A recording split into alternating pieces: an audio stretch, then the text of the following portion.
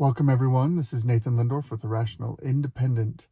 Today's Reddit rant, we're digging into Business Insider again. They seem to really get a lot of traction on Reddit. So let's dig in. A long title, but it makes a short point.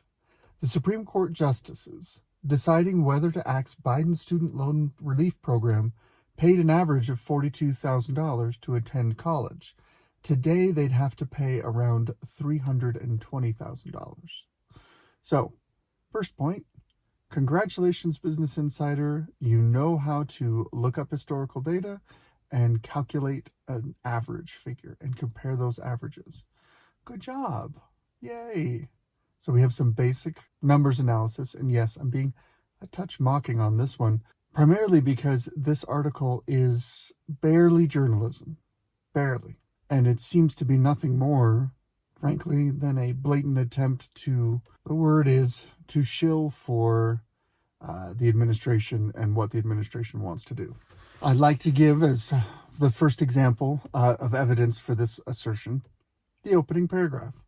The Supreme Court in the coming months will decide whether President Joe Biden's student loan forgiveness program can stand and potentially offer relief to millions of borrowers or keep them saddled with debt.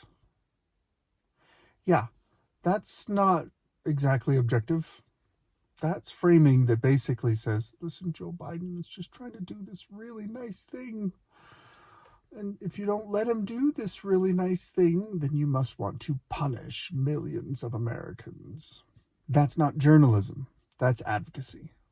So, the short version is, I'm going to basically sum this up, because other than some smarmy language, it's a real simple article, although they go into tremendous detail.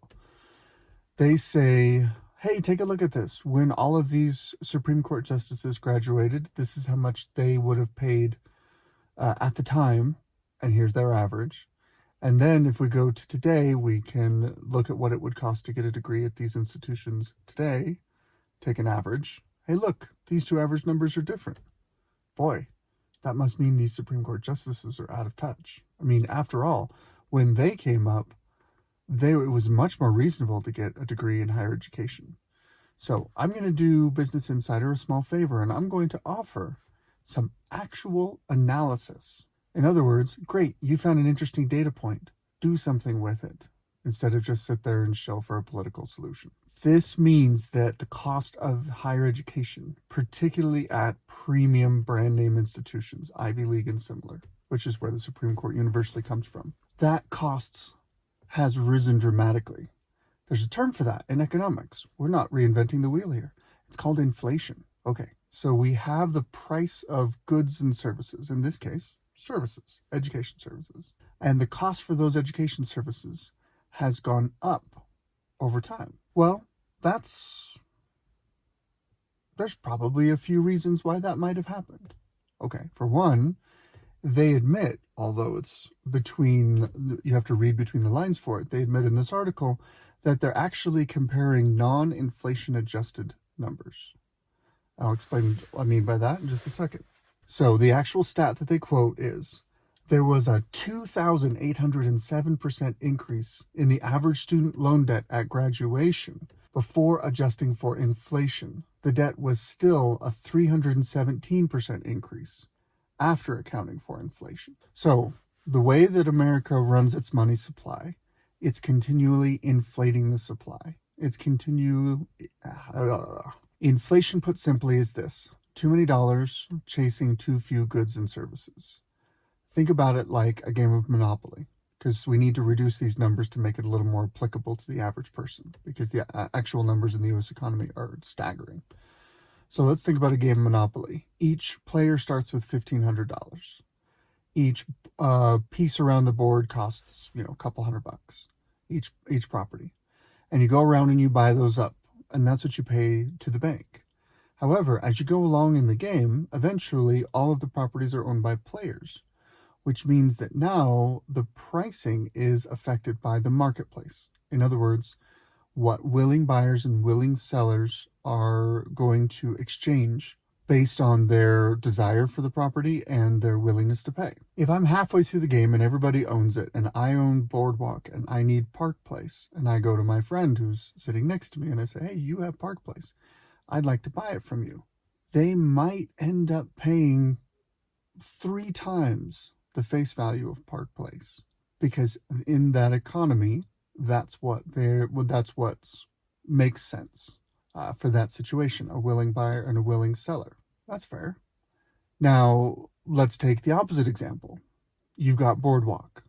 It's worth 400, I think, which is a lot of money in that game. I mean, it's almost a third of your starting capital. And let's say you're about to go bankrupt.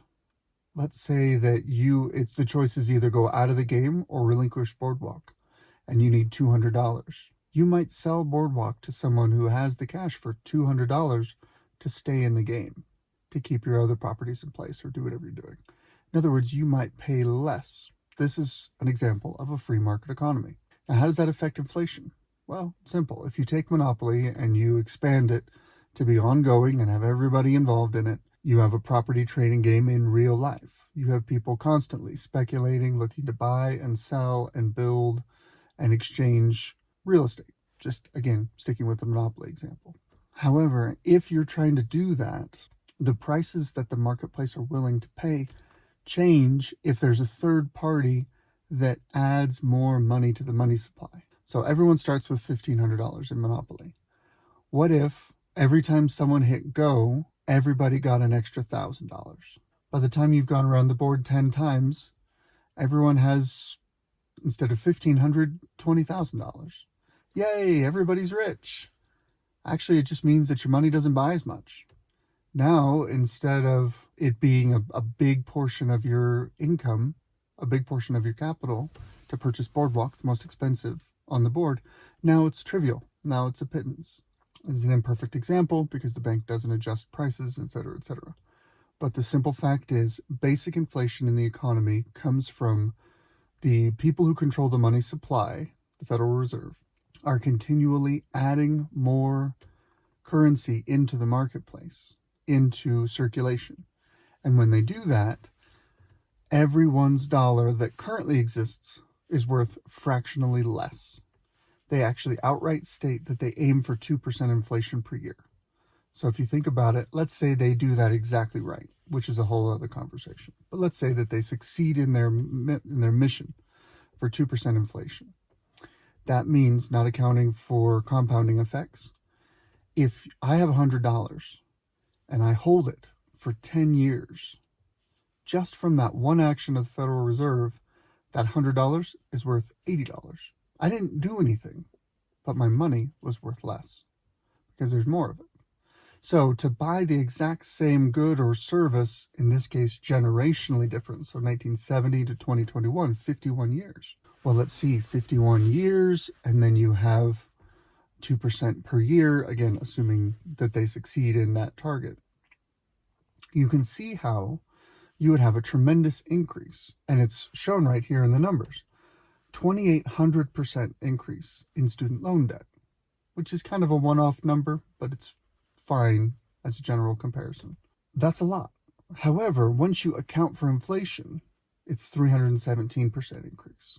What it means to account for inflation is basically you run some fancy numbers that says, okay, let's pretend that we're buying this thing in 2021 with $1,980. In other words, you remove the confounding variable of the increasing money supply. And you can do that mathematically. That's what inflation adjusted means when you see that in a report. And really, anytime you're doing this kind of generational or long-term cost comparison, you have to adjust for inflation. Otherwise, you're going to get all sorts of confusing numbers, and maybe that's the point. If we look at the ratio between 2,800% and 300%, doing some quick math, that's about 7 times over. So in other words, 300% times 7 is 2,800%. Quick mental math. So if we have a 1-to-7 ratio, well, golly gee willikers, it sure looks like, assuming they didn't adjust for inflation in their top line number, 42,000 and 320,000. Well, what's 42,000 times 7? That's almost 290,000. So it looks like if they didn't account for inflation, that almost completely eliminates the differences in their top line numbers. Now, do I know if they accounted for inflation? No, because they didn't discuss it. However, they did quote a stat later in the article in which they did not account for inflation. So we have a confusing methodology. But let's go ahead and pretend, let's offer an element of competence to them that may or may not exist and assume that they accounted for inflation when looking at these numbers. If that's the case, we need to find another reason why these prices changed. Well, that's the increase of currency in circulation is not the only reason why prices change. Another big reason, really the only reason that drives price changes in a free economy, which education is heavily regulated, so it doesn't really count, but that's another story. Increased demand, reduced supply. Economics is not rocket science. It takes you about 10 minutes to learn the key terms, and then you just have to have a rigorous mind to apply it. Supply and demand. Again, going back to our monopoly example, if nobody owns Boardwalk and I have Park Place and I really want to make a monopoly and get that second piece, I have a big demand. I really need that other piece. But there's no supply, so it doesn't matter. Supply and demand. Conversely, if I have someone who is, it's 2/3 the way through the game, they've got a bunch of property, but then some pizza shows up or their girlfriend shows up and they say, you know what, I'm out. I'm going to go ahead and auction off my property. Well, now, suddenly, there's supply on the market. There's a bunch of real estate that's up for sale right away. Since it's a property trading game, there's going to be some demand for that. So the other players are going to start vying and auctioning and trying to figure out the best way to get as much property as they can for as little as they have to spend. Free market participants, that's how that works. Well, because of the sudden glut of supply, the prices are going to be driven down. Supply and demand interrelate. That's just life. So, let's look at education. In 1980, or in the 70s, which is when most of the Supreme Court justices went, relatively few people got a master's degree, a law degree, a JD, Juris Doctor, a legal degree that's like a PhD. Relatively fewer people got those higher education degrees, and in fact, although I don't have the stats in front of me, percentage-wise, far fewer people in the general public even got bachelor's degrees. It wasn't unheard of, but it wasn't a given. It wasn't an expectation. You could reasonably infer then, if fewer people as a percentage basis were pursuing these degrees, and further, if the population of America was commensurately less, you have fewer students. Looking at a raw analysis of the population, you have fewer students pursuing these degrees. Well, the combination of those two factors means you have reduced demand, which means the price has gone down. Since then, you have more people as a proportion, and you have more raw people in America all pursuing these degrees, and the status and notoriety of these Ivy League degrees has gone up and up, which again is another factor that increases demand. But that all of those pale in comparison to one simple truth. When the federal government instituted federally insured student loans for basically everybody, and there began to be a huge push towards that effort to, quote unquote, everyone should get a degree, basically, that dramatically increases demand. And what's worse, it actually affects the supply in the sense that if I'm trying to sell you services, an expensive undergraduate degree, and you're 18 years old, I have no idea if you're going to be able to pay this back or not. I'm going to be more careful about who I offer that supply to. I'm going to be more discriminating, using the actual technical term, not the racially charged term.